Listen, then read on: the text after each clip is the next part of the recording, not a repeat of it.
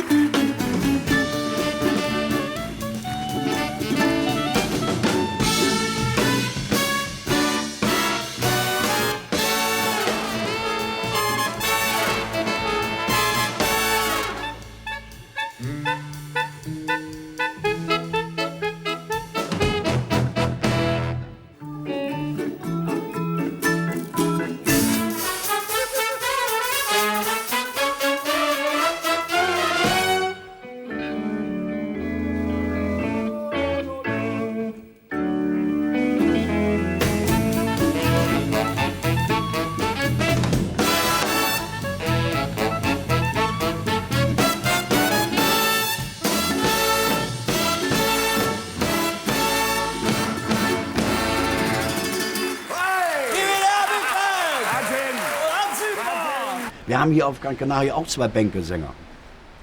Und die finde ich so dufte, weil der eine ist nicht nur diese Klamauk-Musik hier, der kann auch klassische Sachen spielen. Und der eine ist so ein bisschen Komiker. Und der ist so nett, der ist so dufte. Ne? Also 3 Zähne, wie ein Lotto war, weißt du, ein ausgefallen, weißt du, so, ne? Wie ein Lottoschein.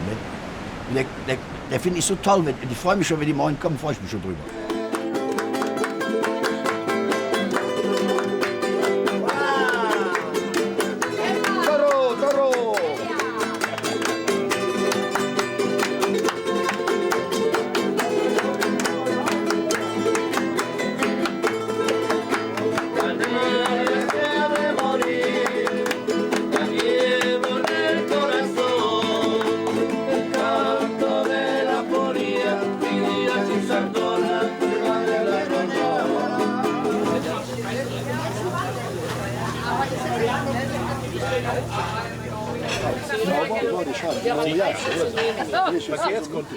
Da war ein Obdachloser, der geht immer den Mülleimer nachgucken, ob da Brauchbares drin ist, weißt du? Da war ein Lehrer, da war ein Spiegel drin. Der war leer, nur ein Spiegel. Guckte da rein. Oh! Oh! Ein Toter! Ein Toter! Hilfe! Ein Toter! Dann kommt die Polizei. Was ist mit dir los? Im Eimer ist ein Toter. Ne? Wo? Sagte, da in dem Mülleimer. Der macht ja auf, der Polizist hinter. Oh! Und dann noch einer von uns, das gibt es ja. Ich bin ein anderer Mensch, ich kann nicht immer so sie zum Beispiel, sie kann immer über alles so lachen. Das kann ich nicht so. Ich höre das und ich amüsiere mich darüber, aber ich kann nicht so laut rauslachen. Da ist es ja auch so, wir sind so lange zusammen und die meisten Witze von ihm kenne ich ja. Und wenn er Witze erzählt, dann sage ich manchmal, den musst du erzählen oder den erzählst du mal. Weil er kann ihm Witze erzählen, was ich nicht kann. Ich kann keinen Witz erzählen.